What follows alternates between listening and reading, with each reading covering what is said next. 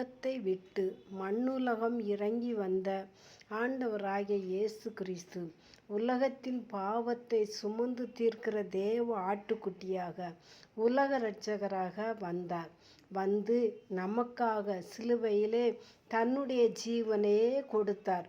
தியாக பலியாக அவரையே ஒப்பு கொடுத்தார். நம்மை வாழ வைப்பதற்காக, நம்மை பிசாசின் பிடியிலிருந்து அவர் விலைக்கரையும் செலுத்தி நம்மை மீட்டிருக்கிறார்.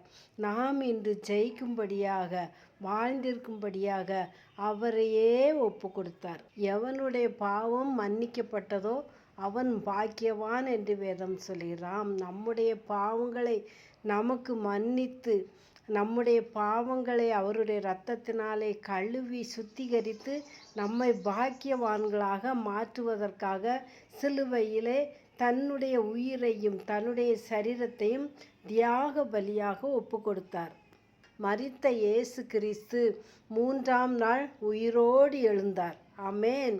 உயிரோடு எழுந்த இயேசு கிறிஸ்து நாமும் மரித்தாலும் உயிரோடு எழுந்து அந்த நித்திய ஜீவனை பெற்று அவரோடு வாழும்படிக்கு நமக்காக ஒரு ஸ்தலத்தை ஆயத்தம் பண்ண போயிருக்கிறார். அது மட்டுமல்ல, பிதாவின் வலது பார்சத்திலிருந்து நமக்காக பரிந்து பேசி கொண்டிருக்கிறார். எவ்வளவு நல்ல ஆண்டவர்!